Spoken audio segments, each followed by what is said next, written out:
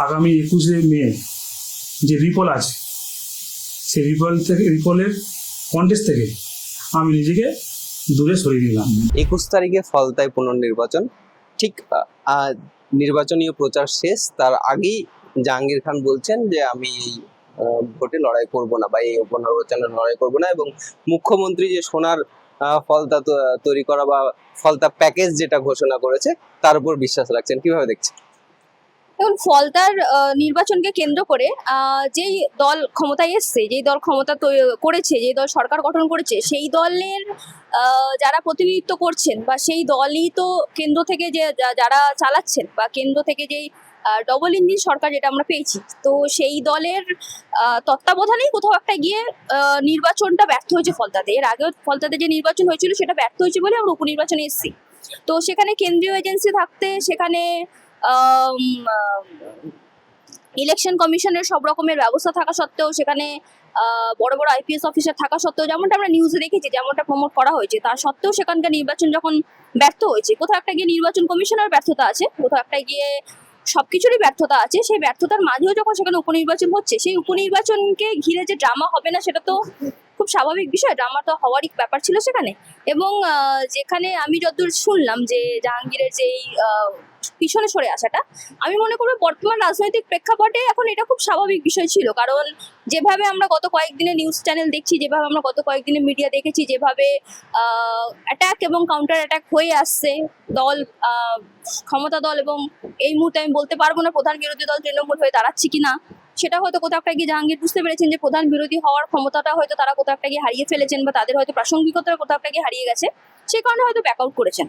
এবং একটা গণতন্ত্রে আমি মনে করবো সে ব্যাক আউট করুক, কিন্তু আমি মনে করবো পশ্চিমবঙ্গ আমাদের নতুন সরকার গঠন করলেও পশ্চিমবঙ্গের গণতান্ত্রিক কাঠামোটা যাতে কোনোভাবে বিঘ্নিত না হয়, গণতান্ত্রিক কাঠামো যেভাবে ছিল সেটা যেন থাকে। সব থেকে বড় কথা, মানুষ যেন ভোট দেওয়ার অধিকারটা পায়। কারণ দীর্ঘদিন ধরে আমরা দেখেছি বেশ কিছু সন্ত্রাস কবলিত এলাকা মানুষ ভোট দিতে পারে না, মানুষের বহুদিনের অভিযোগ থেকে গেছে, মানুষ ঠিকঠাকভাবে ভোট দিতে পারে না। আমি চাইবো যেন গণতান্ত্রিক পরিকাঠামোটা সেটা যেন প্রোটেক্ট হয়, গণতান্ত্রিক পরিকাঠামো, মানুষের ভোট দেওয়ার অধিকারটা যেন রক্ষা করা যেতে পারে, মানুষ যাতে ভোট দিতে পারে, এবং সেই মানুষের যে রায় সেটাকে যেন সম্মান করা যায়, এবং সঠিক রায় যাতে আমরা দেখতে পারি, কোনো রকমের কারচুপি, কোনো রকম কিছু যাতে আমরা না দেখতে হয়, সেটা আমি আশা রাখবো। কোথাও গিয়ে কি মনে হচ্ছে না যে পালা বদলের রাজনীতির জায়গাতেও জাহাঙ্গীর খানও নিজের রাস্তা প্রশস্ত করছে?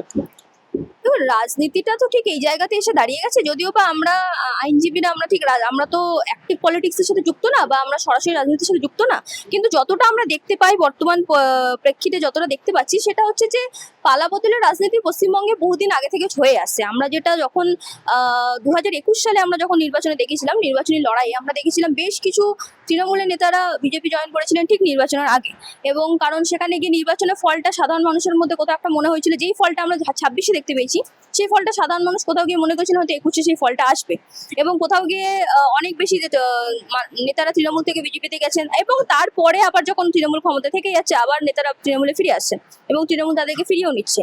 এবং 26-এর আগেও আমরা সেরকম দেখেছি, অনেক তৃণমূল নেতারা বিজেপিতে গেছেন, বিজেপি আবার তাদেরকে নিয়েও নিয়েছে। এখন বিজেপি ক্ষমতা দখল করার পর বা ক্ষমতায় আসার পর বলছেন যে হয়তো তারা অন্য কাউকে নিতে চাইছেন। আমি জানি না তাদের এই মানসিকতা কতদিন থাকবে, বা তারা এই প্রিন্সিপালে কতদিন অটুট থাকতে পারবে, কিন্তু পশ্চিমবঙ্গের রাজনীতিতে এই ক্ষমতা বদলের পর পালাবদল রাজনীতিটা বহুদিন থেকে হয়ে আসছে, এবং তৃণমূল এবং বিজেপি এটা জন্ম দিয়েছে পশ্চিমবঙ্গে। অতএব এদের মধ্যে এই জিনিসটা হবে না, হওয়াটা খুব স্বাভাবিক। আমরা এটা দেখে অভ্যস্ত হয়ে গেছি, এই দুই দলের থেকে আমরা দেখে অভ্যস্ত। অপরদিকে বিজেপি ক্ষমতায় আসার পর বেআইনি নির্মাণ ভাঙার একটা তোড়জোড়, বুলডোজার আমরা দেখতে পাচ্ছি পার্ক সার্কাস, তপসিয়া, এই সমস্ত জায়গায়। প্রশ্নটা হচ্ছে যে 24 ঘন্টার ভেতরে উইদাউট কোনো আইনি নোটিশ বা যেখানে মানুষগুলো বসবাস করছে তাদেরকে নির্দিষ্ট টাইম না দিয়ে এই যে ভাঙচুর, কিভাবে দেখছো? দেখুন, হয়তো জিনিসটাকে এরকম দেখানো হচ্ছে যে বিজেপি ক্ষমতায় আসার পরে অবৈধ নির্মাণ ভাঙা হচ্ছে, এর আগে সব অবৈধ নির্মাণগুলো মাথাচাড়া দিয়ে উঠেছিল, বা এর আগে কলকাতা অবৈধ নির্মাণে ভর্তি ছিল, কিন্তু বিষয়টা এরকম না। বিষয়টা হচ্ছে অবৈধ নির্মাণকে সবসময় কোনোদিনই অবৈধ নির্মাণকে প্রাধান্য দেওয়া হয়নি। অবৈধ নির্মাণের বিরুদ্ধে সবসময়ই মাননীয় কলকাতা হাইকোর্ট থেকে রায় দেওয়া হয়েছে। আমরা আইনজীবীরা বিভিন্ন রকমের মামলার সাথে যুক্ত আছি, যেখানে অবৈধ নির্মাণ আমরা ডেমোলিশনের অর্ডার করিয়েছি, আমরা করে থাকি, এবং আমাদের এরকম বহু মামলা চলছে। কিন্তু ব্যাপারটা হচ্ছে অ্যাকশনটা একটু তাড়াতাড়ি নেওয়া হচ্ছে, ইনস্ট্যান্ট নেওয়া হচ্ছে, রাতারাতি নেওয়া হচ্ছে, এবং জিনিসটাকে এখন খুব বেশি আমি বলবো যে পাবলিসাইজ করা হচ্ছে বা অ্যাডভার্টাইজমেন্ট দেওয়া হচ্ছে।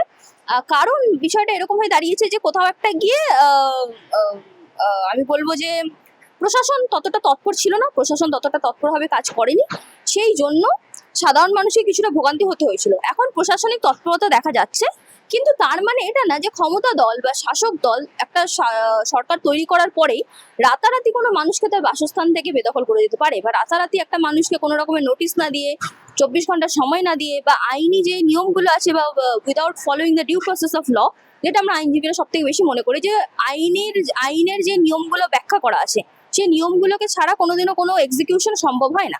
তো সেখানে গিয়ে আইনি প্রেক্ষাপটগুলো না দেখে, একটা মানুষের সাধারণ অধিকারের বিষয়টা না দেখে, সাংবিধানিক বিষয়টা না দেখে, অসাংবিধানিকভাবে একটা মানুষকে তার রেসিডেন্স থেকে রাতারাতি কোনো শাসক দল বার করতে পারে না, এবং যদি বার করে তাহলে সেটা অসাংবিধানিক। একটা মানুষ যখন নিজের রেসিডেন্সে আছে, তাকে প্রপার টাইম দিতে হবে, উইথ ডিউ প্রসেস ফলো করতে হবে, proper procedure of law follow করতে হবে, কনস্টিটিউশনাল যা রেমেডিস আছে সেটা ফলো করতে হবে।